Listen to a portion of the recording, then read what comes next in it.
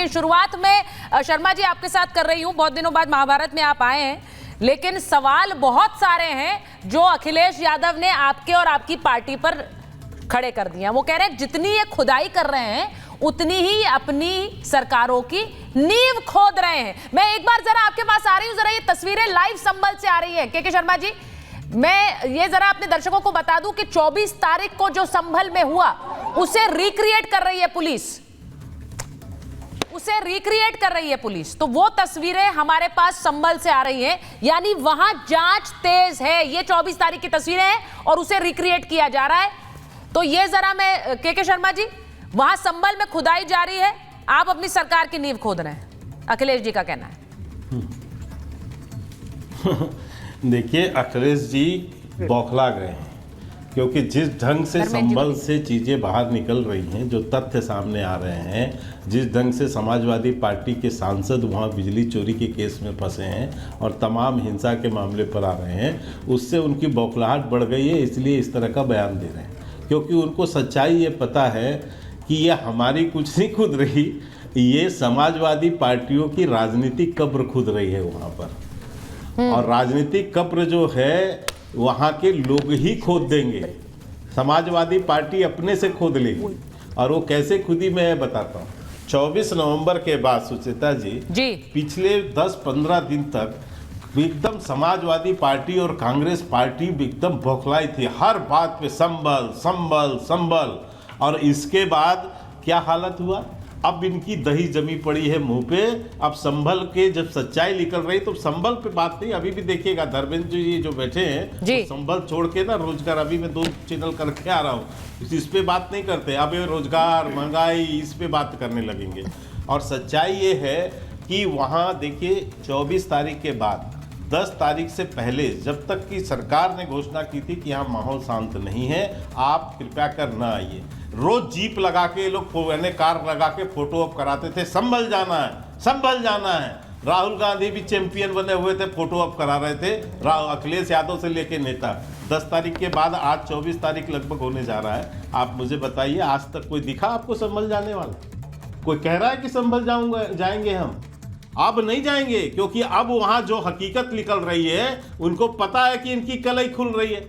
और एक बात कह के अपनी बात समाप्त करूंगा, कैसा झूठ बोल के लोगों को गुमराह करते हैं अखिलेश यादव। ये 3 दिसंबर का संसद में दिया हुआ उनका बयान है, मंदिर की तस्वीरें काल में इन्होंने बोला, शून्यकाल के दौरान क्या झूठ बोला है, मैं आपको इसके बरबटम से सुनाता हूँ। संभल के विषय में पहले बोला, संभल इसलिए जाना जाता था कि वहाँ के लोग भाईचारे के साथ रहते हैं। वहाँ पर अभी से नहीं बल्कि सदियों पुराना भाईचारा है और लोग हजारों साल से इसी तरह से रहते आए। सुचेता जी, जब वहाँ के पुलिस रिकॉर्ड से लोगों के सामने जब चर्चाएं आई तो पता चला कि संभल में स्वतंत्रता के बाद 19 बार दंगे हुए हैं और एक दंगे में तो 183 से ज्यादा हिंदुओं का नरसंहार किया गया वहाँ पर।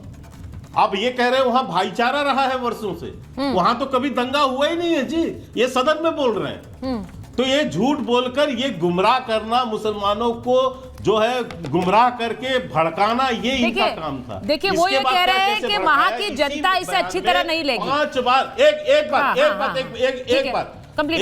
कह रहा हूं, इसी बयान में उन्होंने 5 बार खुदाई खुदाई खुदाई खुदाई, ये 5 बार कहा कि वहां पर ये खोदा जा रहा है, वो खोद। मतलब आप मुझे सुचेता जी बताइए, यहाँ सभी वरिष्ठ लोग बैठे हैं, अनुभवी लोग, क्या भारत के अंदर एक मस्जिद के अंदर 1 इंच भी खुदाई हुई है?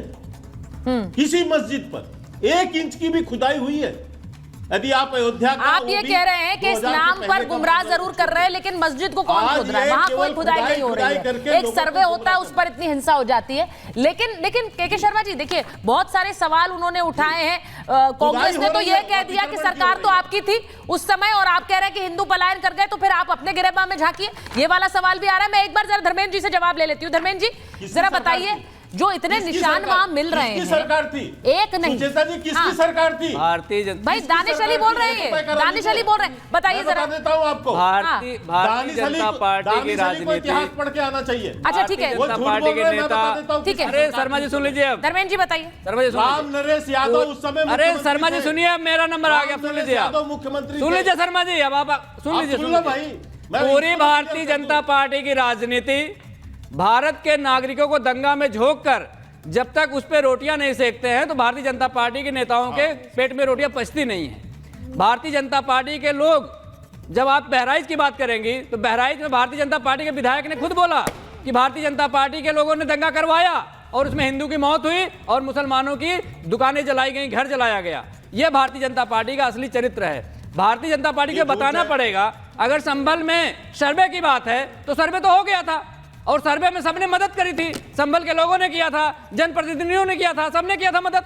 लेकिन जो भारतीय जनता पार्टी की मंशा थी कि वहां पे दंगा होना चाहिए, वो दंगा उस दिन नहीं हो पाया था, इसलिए भारतीय जनता पार्टी का पूरा तंत्र उसके अगले दिन दंगा कराने के लिए पहुंच गया। भारत के इतिहास में पहली बार ऐसा हुआ होगा सुचरिता जी। नहीं, आप तो गंभीर आरोप लगा रहे हैं कि पार्टी पहुंची दंगा कराने। बिल्कुल पहुंची, भारतीय जनता पार्टी पहुंची दंगा FIR में आपके सांसद का नाम है और दंगा इन्होंने कराया है। बिल्कुल भारतीय जनता पार्टी ने कराया है। अगर भारतीय जनता पार्टी नहीं कराया दंगा तो इसके एक दिन पहले दंगा क्यों नहीं हुआ? उससे जब एक दिन पहले सर्वे हो चुका था उस दिन दंगा नहीं हुआ, जब सुबह 6:30 बजे भारतीय जनता पार्टी कार्यकर्ता और भारतीय जनता पार्टी के दंगा ये वाली डिबेट तो आप पिछले 24 नवंबर की तस्वीरें हैं, मुझे लग रहा है 1 महीने से ये वाली डिबेट चल रही है। लेकिन अभी जो ये इतने निशान मिल गए हैं प्रोफेसर साहब, इसके बाद जो हिंदू वहां जाकर पूजा करना चाह रहे हैं, ये तो तस्वीरें आने लग गई, ये भी पूछने लग गए कि वहां क्या तीर्थ स्थल बनाया जाए, क्योंकि वहां तो कल की अवतार होने वाले।